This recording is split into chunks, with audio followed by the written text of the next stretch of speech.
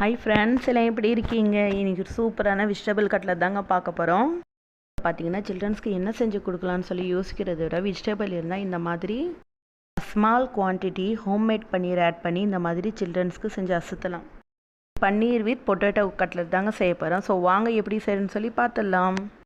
Cutlet செய்கிறதுக்கு first பார்த்தீங்கன்னா நான் ஒரு பவுல் எடுத்து அதில் வந்து பன்னீர் 150 கிராம் ஆட் பண்ணியிருக்கேங்க. நல்லா வந்து மசிச்சிருக்கேன். ஸோ இதோட வந்து வேக வச்ச உருளைக்கிழங்கு இதோட சேர்த்து நல்லா வந்து மசிச்சு ரெடி பண்ணி எடுத்துக்கலாம். ஃபஸ்ட்டு கட்லட் செய்கிறதுக்கு என்னென்ன வெஜிடபிள் வேணும்னு சொல்லி குயிக்காக பார்த்துடலாம். ஒரு கப் வந்து கோஸ் எடுத்து வச்சுருக்கேன், நல்லா பொடுசாக கட் பண்ணி. கேரட் ஒரு கப் எடுத்துருக்கேன். கொத்தமல்லி தலை வந்து தேவையான அளவு. அப்புறம் பார்த்தீங்கன்னா இஞ்சி வந்து துருவி எடுத்திருக்கேன். ஸோ வந்து பச்சை மிளகாய் கொஞ்சம் காரத்துக்கு. அப்புறம் வந்து கேப்சிகம் ரெட் கலர் எடுத்திருக்காங்க. அப்புறம் வெங்காயம், இதுதான் இதுக்கு தேவையானது. ஒரு பேன் வச்சு இப்போ வந்து ப்ராசஸ் ஸ்டார்டிங் பண்ணிடலாங்க. ஸோ கொஞ்சம் நான் வந்து ஆயில் ஆட் பண்ணியிருக்கேன். இது எதுக்குன்னு பார்த்தீங்கன்னா நம்ம வந்து அந்த கட் பண்ணி வச்ச வெஜிடபிள் எல்லாமே நல்லா சாத்தே பண்ணி அதுக்கப்புறம் தான் வந்து அந்த பன்னீர் வித் பொட்டேட்டோட ஆட் பண்ண போகிறோம். ஸோ ஃபஸ்ட்டு பார்த்தீங்கன்னா கொஞ்சம் ஜிஞ்சர் ஆட் பண்ணிக்கலாம். அதாவது மெலிசா நறுக்கிய வந்து இஞ்சியை வந்து ஆட் பண்ணி இதில் நல்லா வந்து 2 நிமிஷம் வந்து வதக்கிக்கலாம்.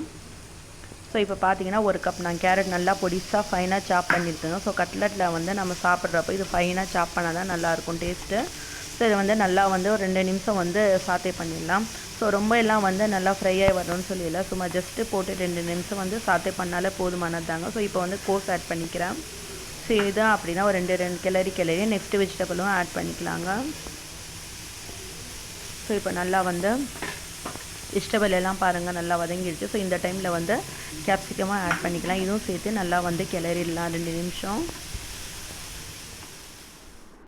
இப்போ பார்த்தீங்கன்னா நம்ம வந்து ஆனியன்ஸ் ஆட் பண்ணிக்கலாம். நம்ம வந்து ஆனியன்ஸ் பார்த்தீங்கன்னா லாஸ்ட்டாக தான் ஆட் பண்ணணும், ஃபஸ்ட்டில் வந்து ஆட் பண்ணக்கூடாது. அது வந்து க்ரன்ச்சினஸ் இருக்காது. ஸோ இந்த கட்லட்டோட இந்த ஸ்பெஷாலிட்டியே இதாங்க. ஸோ இதில் வந்து ஆனியன்ஸ் வந்து கடிப்படுறப்போ ரொம்ப டேஸ்ட்டு வித்தியாசமாக இருக்கும்.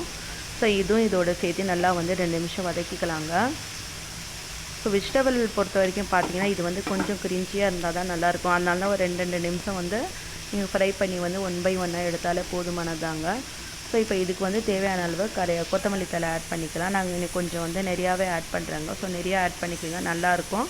ஸோ தேவையான அளவு உப்பும் ஆட் பண்ணி நல்லா வந்து இதுவும் நல்லா கலந்துக்கலாங்க ஒரு 2 நிமிஷம். ஸோ கலந்து இது ஒரு பிளேட்க்கு வந்து ட்ரான்ஸ்ஃபர் பண்ணி ஆற வச்சு எடுத்துடலாம். ஸோ அவ்வளோதான் பாருங்கள்.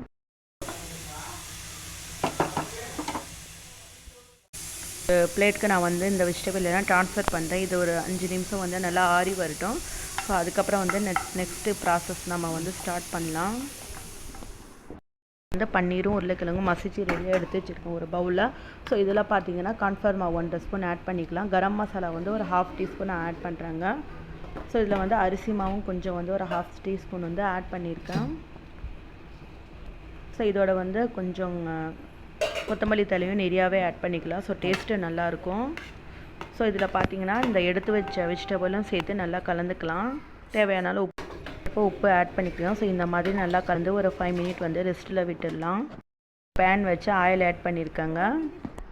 நான் வந்து கார்ன்ஃப்ளக்ஸ் வந்து பொடிச்சு எடுத்திருக்கேன். இதில் வந்து கார்ன்ஃப்ளவர் மாவு பேஸ்ட்டு பண்ணியிருக்கேன். ஸோ இதில் வந்து டிப் பண்ணி தான் ஃப்ரை பண்ண போகிறோம். இந்த மாதிரி சின்னதாக உருண்டையாக எடுத்து கட்லட் மாதிரி ஷேப் செஞ்சு இது வந்து கார்ன்ஃப்ளவர் பேட்டரில் முக்கி அதுக்கப்புறம் வந்து கார்ன்ஃப்ளக்ஸ் ஆட் பண்ணி நீங்கள் வந்து ஆயிலில் போட்டு ஃப்ரை பண்ணி எடுத்துக்கலாங்க. ஸோ இதே மாதிரி ஃபஸ்ட்டு செய்து வச்சுக்கலாம் எல்லாமே. ஸோ அதுக்கப்புறம் வந்து ஃப்ரை பண்ணி எடுத்துக்கலாம். மாவு வந்து ரொம்ப வந்து லூஸாக இருக்கக்கூடாது, கொஞ்சம் கெட்டியாக இருந்தால் தாங்க அது கரெக்டாக இருக்கும். ஸோ இந்த மாதிரி நீங்கள் வந்து கார்ன்ஃப்ளவர் பேட்டரில் டிப் பண்ணி கார்ன்ஃப்ளக்ஸில் வந்து நீங்கள் போட்டு எடுத்தால் நல்லா கிறிஸ்பினஸாக மெதுன்னு இருக்குங்க. பார்த்தீங்கன்னா ஆயில் ஆட் பண்ணி நான் வந்து ஒவ்வொன்றா வந்து ஃப்ரை பண்ணி எடுத்துக்கிறேன். மீடியமாகவே ஃப்ளேம் இருக்கட்டும், ரொம்ப அதிகமாக வேண்டாங்க. ஸோ நல்லா வந்து கிறிஸ்பினஸாக எடுத்துக்கலாம். சூப்பரான பன்னீர் வித் வெஜிடபிள் கட்லட் ரெடி ஆகிடுச்சு பாருங்கள். வெக்கேஷனில் சில்ட்ரன்ஸ் வீட்டில் தான் இருப்பாங்க, அவங்களுக்கு இந்த மாதிரி செஞ்சு கொடுத்தோம்னா நல்லா ஹாப்பியாக ஃபீல் பண்ணுவாங்க. கண்டிப்பாக ட்ரை பண்ணி பாருங்கள், எப்படி இருக்குன்னு சொல்லி உங்கள் ஃபீட்பேக்கெல்லாம் எங்களுக்கு கமெண்ட் பண்ணுங்கள், ஷேர் பண்ணுங்கள், சப்ஸ்கிரைப் பண்ணுங்கள்.